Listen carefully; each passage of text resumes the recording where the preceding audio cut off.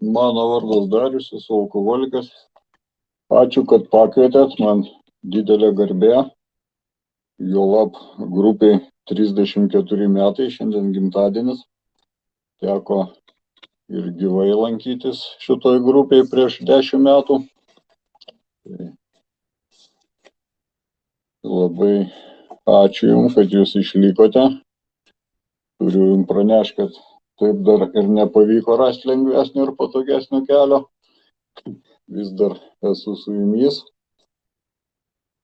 Esu blaivas nuo 2002 metų rugpjūčio 22 dienos.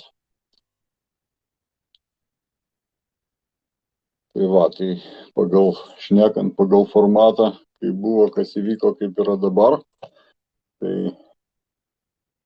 kaip buvo, tai man labai tinka, kaip paprašyta knygoje Anoniminiai alkoholikai skyriui Tavo vizija, kur žvelgia 4 raiteliai apokalipsės. Jau ne į nugarą, o tiesiai į veidą. Ir tokios būsenos aš ir atėjau į anoniminius alkoholikus. Ne dėl to, kad labai norėjau pas juos ateiti, šiaip man net tas pats pavadinimas nelabai patiko, anoniminiai alkoholikai. Ir turėjau iš ankstinių nuostatų, nes kartais geriant vis išlįsdavo tas pavadinimas ir tai vienas, tai kitas sugerovas paminėdavo tą pavadinimą ir paklausius pas juos, ir kas ten, ir apie ką ten, tai maždaug gaudavau tokį atsakymą: durniai susikibę už rankų meldžiasi. Aišku, man automatiškai netinka. Tai va, ir toliau kaip papūga daug metų kartojau tą patį, ką buvau iš jų girdėjęs, kad visiškai nepaveiku, netinka, sekta ir taip toliau. Tai pirmas susidūrimas su anoniminiais alkoholikais buvo prieš kokių, panašiai prieš 30 metų, kai gydžiausi Klaipėdoje priklausomybės ligų centre. Ir ateidavo anoniminiai alkoholikai į skyrių jau tada pasidalinti savo patirtim. Tai va, tai kažkaip man teko sudalyvauti tam susirinkime. Ir kaip nekeista, aš supratau, ką kalbėjo tie žmonės. Buvo gal 2 ar 3 žmonės, dabar neatsimenu. Bet jie kalbėjo apie mane. Bet kadangi tuo metu aš dar neskaičiau savęs alkoholiku, maniau, kad toj ligoninėje aš randuosi per klaidą. Ir čia, kaip visada mano gyvenime, laikini nepatogumai, nes tai nesąmonė. Tai nutariau, kad man jų pagalba nereikalinga. Paskui visus sekančius kartus, kiek teko gulėti įstaigoje, tie kartai vis dažnėjo. Tai vis ateidavo anoniminiai alkoholikai ir aš visiems rūkykloje pareikšdavau, kad būtinai nueikit, paklausykit, jums čia labai reikia, čia apie jūs, o aš kadangi eilinį kartą, kai manęs klausdavo, ką aš veikiu ten tose įstaigose, tai pas mane buvo standartinis atsakymas, 2 standartiniai atsakymai: arba ilsiuosi, arba antras, tai slėpiuosi ten nuo policijos. O šiaip aš neturiu jokių problemų. Nes geriu todėl, kad. Ir po to kablelio kad, ten milijonas priežasčių, kodėl aš geriu, ir ten visada alkoholikas ras pasiteisinimą, nes gimiau ne toj šeimoj, ne tuo laiku, ten gyvenu ne su ta žmona, ne ten dirbu ne tos darbus ir taip toliau. Ir apskritai aplink vien durniai ir nėra čia ką kalbėti. Ir kaip čia negert tokiam pasauliu? Nesąmonė. Tai va, tai taip turbūt ir būčiau numiręs begerdamas, kaip žmogus, kuris pirmą kartą mane nusivedė anoniminio alkoholikų susirinkimą, eilinį kartą gulint vėl tam pačiam 5. aukšte Klaipėdoj, kuris pasakė, einam už dyką, išgersim kavos, alkoholikų už dyką, nesvarbu, kad kavos vis tiek gerai. Tai nuėjau aš gyvai tą susirinkimą tada, tai tą žmogų, tą pačią žiemą, kuris mane nusivedė, rado sušalusi šiukšlių konteinerį. Tai vat, tai kaip sakoma, žmogus parodė man kelią, bet pats jo taip ir nepasinaudojo. Tai šiandien aš jau su pilna atsakomybė suprantu, kad man tiesiog mano aukštesnioji jėga per tą žmogų ir per tos žmonės, kurie ateidavo į tą gydymo įstaigą, parodė tas duris, į kurias atėjus laikui aš ir pasibeldžiau. Tai va, tai tas galutinis finalas ir prasigėrimas baigėsi Klaipėdos psichiatriniai ligoniniai, Bangų gatvėj, kai per savo gimtadienį atsibudau pririštas po lašalinėm, ten su kateteriais ir taip toliau. Ir kažkas buvo iš personalo, paklausiau, kur aš čia randuosi ir apskritai, koks metų laikas ir kur aš čia esu. Sužinojau atsakymą, kad esu Klaipėdos psichiatriniai, Bangų gatvėj. Ta diena buvo rugpjūčio 22 diena, tai mano gimtadienis, man buvo 33 metai. Ir atėjo, va ten būnant ir atėjo tas supratimas, kad aš taip neplanavau. Pas mane planuose nebuvo savo gimtadienį, 33 metų, švęsti Klaipėdos psichiatriniai ligoniniai. Ten su visa savo fantazija ir visų išradingumu, tai nenešė tiek mano fantazija, bet buvo kaip buvo ir tai yra pirma mano blaivybės diena. Ten tą pačią naktį panašiai, aš galiu susitapatinti su Bilo istorija, tik ten pas jį nušvito šviesa palatoj, man buvo kiek kitaip. Man buvo, kad prieš akis prabėgo visas gyvenimas ir atėjo supratimas, kad aiškus ir konkretus supratimas, kad toliau varant tokiais tempais, tai tiesiog greitų laikų būsiu palaidotas už savivaldybės lėšas. Nes vat viskas galvoj susidėjo, tiesiog atėjo tas aiškus konkretus supratimas, kad viskas, visi limitai išnaudoti, visi šansai išnaudoti, eiti nėra kur ir viskas. Taip tas mano gyvenimas baigsis, kaip rašo knygoje Anoniminiai alkoholikai, ten kur tie latrai iškeliavo. Tai kad aš paskui juos, ar su jais, nežinau, iškeliausiu kartu ir labai greitų laikų. Ir pirmą kartą gyvenime, nežinau, kokias jėgas kreipiausi ir kas ten buvo, bet nuo tos dienos pas mane dingo noras gerti, nuo nakties. Tiesiog. Ir tas noras 24 metai jau negrįžta. Ir šiandien kiekvieną dieną aš savo rytiniai ir vakariniai maldoj dėkoju, kad jis negrįžta ir prašau, kad jis negrįžtų. Nes noras gerti pas mane buvo žiaurus. Tai ten, jeigu man ten užeidavo ta valanda X, tai viskas, manęs nieks nesustabdydavo, aš ten ėjau kiaurai, žinai, per visur, su lozungu, kad geriau gersiu ir dar žinau, kur gauti. Ir viskas, ir stabdė tik tai ligoninės, areštinės ir panašios įstaigos, tai jau per prievartą, nes pats gerdavau iki visiško išsekimo ir ten totaliai iki visko.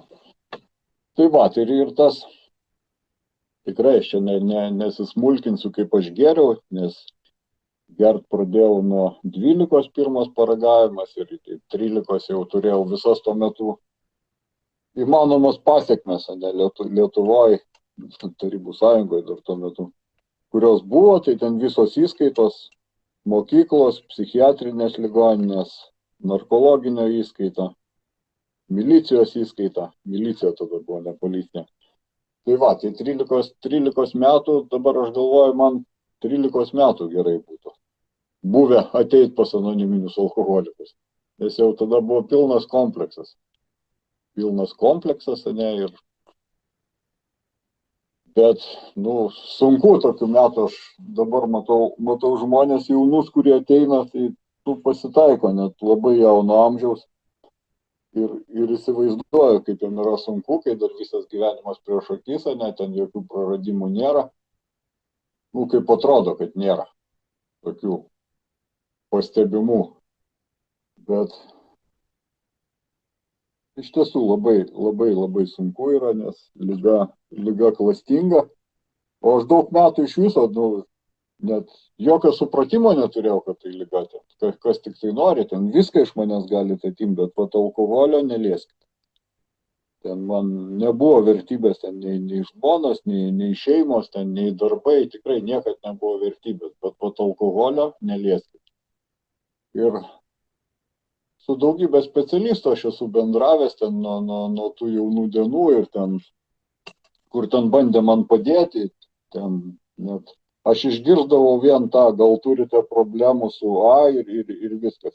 Ir blokas iš karto, ir ką norit, viską atimkit, ten darykit su manim, ką norit, vadinkit kaip norit, ten galit žudikų, maniakų, dar ko nors, bet su alkoholiu ne. Viskas yra tvarkoje, čia šventa, šito nelieskit. Tai va, tai taip ir suprantu, kad pirmą kartą paragavus 12 metų alkoholio, aš sutikau savo didžiąją gyvenimo meilę. Ir 21 metus su ta meilė šokom. Įvairių šokius, įvairių šokius ir tikrai būtų labai gražių akimirkų, bet paskutiniai 10 metų buvo pragare, kai tiesiog geri tam, kad išgyventi, o gyveni tam, kad išgerti ir daugiau nieko nėra. Nei jokių vertybių, nei nieko absoliučiai. Bet tik tai toks gerimas, bet ko visiškai nesvarbu man buvo visiškai nesvarbu, ką gerti, man svarbu, kad daug ir pigiai. Daug ir dar truputį. Va tas tokį anekdotą neseniai girdėjau, kai ten pas kažkokį tai ten džiną alkoholikas ten sako, man, tai kokį tau norą išpildyti? Viso pasaulio degtinę ir iš ryto dar pusę litro. Nes, neužteks. O tas lygiai tas pas mane, kad kiek bebūtų, galėjo būti ten bonkė, dėžė, vagonas galėjo būti, bet dar nepradėjus gerti, iš karto būdavo tokia, taigi baigsis. Ir iš karto tokia tuštuma ir neviltis. Dar net nepradėjai gerti, o jau neviltis ir tuštuma. Ir ta nuolatinės alkoholikų palydos, tas baimė, kaltė ir gėda. Ir geri, kad užmušti tos jausmus ir vėl ir tas ratas sukasi ir atrodo nėra jokios pabaigos. Ir būna kažkokie tai prašviesėjimai, ten atsiranda pas giminės, ten kažkokia viltis, kad va dabar čia kažkaip susitvarkys viskas stebuklingai, bet iki tam tikro laiko vėl ateina ta valanda X ir vėl susijungia nežinau, ten kažkokios jungtis galvoj ir viskas. Ir alkoholis tampa svarbesnis, už bet ką. Tai va čia tos stadijos, kai žmogus vartoja alkoholį, bet galų gale ateina tas laikas, kai alkoholis pradeda vartoti žmogų. O dar yra ta tarpinė, kaip alkoholis vartoja alkoholį. Tai va, tai labai gerai atsimenu tą pirmą sąmoningą pas anoniminius alkoholikus atėjimą, tai buvo Klaipėdoje grupė Garstyčių sėkla, kai išėjau iš tos psichiatrinės ligoninės ir eiti visiškai nėra kur, dar prieš tai paskyriaus vedėją, nuėjau, pasielgiau visiškai kitaip, paklausiau, ką man daryti. Pirmą kartą gyvenime aš prašiau pagalbos. Paklausiau, ką man daryti ir gavau atsakymą, tą, kuris man nepatiko. Tai eiti pas anoniminius alkoholikus. Bet eiti nebuvo kur. Tas buvo ir turbūt geriausiai mano atveju, nes buvau nepageidaujamas nei pas tėvą Vilniui. Jau nuo 22 metų aš buvau nepageidaujamas nei pas mamą Vokietijai. Paskutinę sugyventinę Klaipėdoje daiktus išmetė pro langą. Tai va, ir viskas. Ir eiti nėra kur. Va tas tiesiog. Va, eiti nėra kur. Ir taip Dievas veikia, kaip žinia, sužinojau paskui anoniminėse alkoholikose, kad Dievas veikia per žmonės, įvykius ir aplinkybės. Ir tiesiog man davė to žmonės, anoniminiai alkoholikai jie vadinasi, ne? Ir nuėjus pas juos nedrąsiai, bet išgirdau tą žinią, kuri iš tiesų mane supurtė, kad jeigu aš noriu gerti, tai va duris, nieks mane čia nelaiko, duris adaros, galiu eiti gerti ir mirti. Kaip tikras alkoholikas įsižeidžiau, ne? Kaip čia taip, aš čia tiek pastangų man kainavo, žinai, aš čia atėjau, o čia man sako, gali gerti ir mirti, bet paskui supratau, kad jiems neturėtų rūpėti, jie manęs nei pažįsta, nei geria su manim, nei ten mano giminės, nei vaikus mes ten krikštėjom kartu. Tiesiog jo, kad čia mano, dabar tą patį sakau naujokam, kad čia tavo reikalas, žinai, duris atviros, tai laisva šalis, žinai, kaip sako, gali daryti su savo gyvenimu, ką nori. Tai va, bet paskui sekė toliau tas toks kita sakinio dalis, bet jeigu nori negerti, mes pasistengsim tau padėti. Ir aš likau. Dar aišku, tokių minčių kilo, jo, čia ne taip viskas paprasta, čia kažkokia sekta, čia manim nori pasinaudoti. Ne? Ir toks atėjo supratimas, Jofana, tai aš gyvenu prie Maksimos ant suoliuko. Aš nieko neturiu, bet visiškai nieko neturiu, išskyrus ten tos rūbus, kur man tam durninė išeinant davė, aš nieko neturiu. Bet įsivaizduoju, žinai, kad čia manim galima pasinaudoti. Tai va tas alkoholiko paradoksas, ne, kad sėdėdamas ten baisiausiai duobėj vis tiek į kitus iš aukšto žiūri, žinai. Visi durniai, visi bepročiai, žinai, čia ne jūsų reikalas, žinai. Geriau gersiu ir dar žinau, kur gauti. Bet va tas atėjo supratimas, kad galbūt, per tą pirmą susirinkimą normalų atėjo supratimas, kad galbūt man nereikės daugiau gerti. Tokia nedidelė viltis ir pasilikau, ne? Ir niekad nebuvau išėjęs iš anoniminių alkoholikų. Ir po šiai dienai net ten lankau bent 3-4 kartus per savaitę. Nes girdėjau vieną gerą spikerinį, kai pas vieną senbuvį klausė, o tai kodėl tu, sako, taip dažnai vaikštai susirinkimus ir visus, kiek vyksta grupiai. Tai sakė, aš tiesiog nežinau, kurio susirinkimo man nereikia. Tai man toksai iš tiesų labai geras pavyzdys, kad aš irgi nežinau, kurio susirinkimo man nereikia. Ir ką girdėjau susirinkimuose, kad neišeik 5 minutės, kol neįvyko stebuklas. Prieš įvykstant stebuklui. Tai tiesiog šiandien tai yra mano gyvenimo būdas ir aš su mielu noru einu į anoniminius alkoholikus, jeigu būnu užsienį, einu užsienį, o ne į grupės artimiausias. Nors kartais visiškai net nesuprantu kalbos, net ten kur nors, pavyzdžiui, Berlyne susirinkimo vokiečių kalba arba Osliai susirinkimo norvegų kalba, tai man tiesiog aš einu, man reikia pabūti su tai žmonėm. Tai ir taip aš vaikščiau praktiškai kiekvieną dieną, 8 metus į susirinkimus ir galvojau, kad čia viskas su manim gerai, ten kalbėjo žmonės ten apie žingsnius, apie globą, bet čia man čia netinka, ne, kol gerai netinka. Bet ateina tokia diena, žinai, kai jeigu tu nedirbi su anoniminių alkoholikų programą, tai programa pradeda dirbti su tavim. Ir tada iš tiesų labai skauda.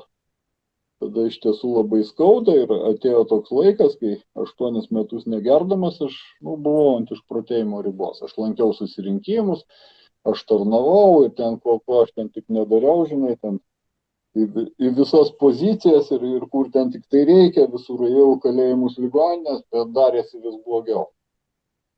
Tai ir aš nežinojau, ką daryti. Aš norėjau staugti kaip vilkas, aš norėjau išprotėti, žinai, bet dariau viską aplinkui, kad nedaryti to, ko reikia, kas siūlo anoniminiai alkoholikai. Anoniminiai alkoholikai siūlo tik vieną dalyką - 12 žingsnių programą. Pasirodo. Kaip paprasta viskas.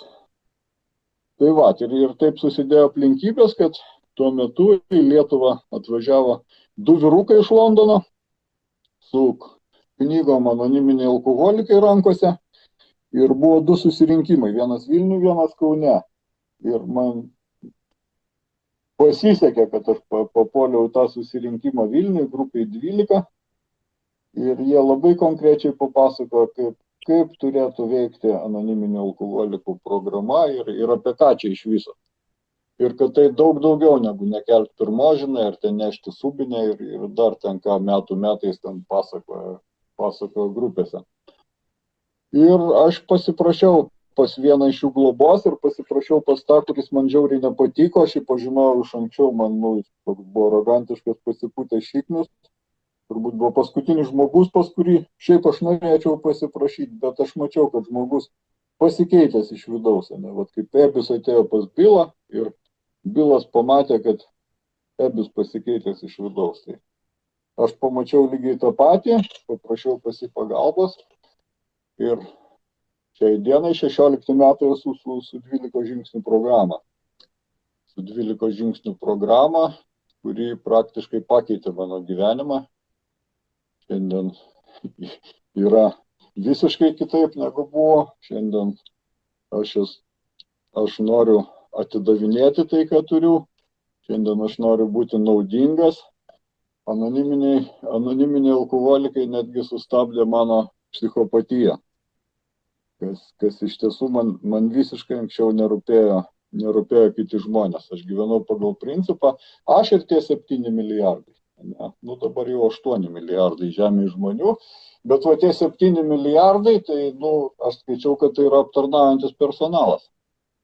Ir kad jie turėtų dėti pastangas, kad man būtų gera. Bet jie nenorėjo dėti pastangų, jie ten turi kažkokius projektus, kažkokius savo planus, jie ten turi savo gyvenimus ir jie nenori elgtis taip, kaip aš žinau, kaip jie turi elgtis. Ir tada aš eidavau gerti, aš juos bausdavau ir eidavau gerti. Įsivaizduodamas, kad čia kažkaip jiem tai turėtų rūpėti. Tai galų gale 12 žingsnių programą atrado manyje geriausia mano versija, kokia gali būti. Tas yra labai svarbu, kad ta mano iš pradžių geresnė versija, o šiai dieną aš skaitau, kad ta geriausia mano versija. Ir kas įvyko per tuos paskutinius 16 metų su anoniminiais alkoholikais, su 12 žingsnių programa. Tai šiai dienai mano namų grupė yra pagrindinis tikslas, kur studijuojama 12 žingsnių programa, kur mes studijuojam 12 žingsnių programą, skaitom knygą Anoniminiai alkoholikai, vaikštom į ligoninės, kalėjimus ir visokias kitokias malonės įstaigas, kur irgi daug laiko teko praleisti, bet kitam amplua. Ir stengiamės perduoti tą savo patirtį dar kenčiančiam alkoholikam. Tai mūsų grupė šiai dienai susirinkimai vyksta kiekvieną dieną. Yra įvairių, studijuojam ir žingsnius ir tradicijas, yra naujokų susirinkimas, vienu žodžiu. Viską, ką siūlo anoniminiai alkoholikai. Sekmadieniais yra Greipaino susirinkimas, yra 2 susirinkimai online, kad žmonėm, kurie galbūt yra išvykę ar kažkur tai kitur, tai vienas iš jų meditacinis 11 žingsnio susirinkimas. kitas didžiosios knygos susirinkimas trečiadienį. Tai va, ir stengiuosi šiandien būti aktyvus anoniminių alkoholikų narys, stengiuosi būti naudingas. Kiekvieną rytą prašau savo aukštesnės jėgos, kad padėtų man išlikti blaiviam ir naudingam Dievui ir žmonėm. Vakare padėkoju šitą dieną. Nu ir stengiuosi dienos bėgė būti žmogum. Ir ne tik anoniminėse alkoholikose, bet visur. Tai profesiniai veikloj, tiek gatvėj, tiek viešajam transporte, tiek krautuvėj, visiškai nesvarbu. Tiesiog taikyti tas nuostatas kasdienėme gyvenime. Ir šiandien labai džiaugiuosi, kad pakvietėt, kad galiu dalintis su jumis savo patirtim, stiprybė ir viltim. Ir tikiuosi, kad šiandien išliksiu blaivas. Tai ačiū jums labai.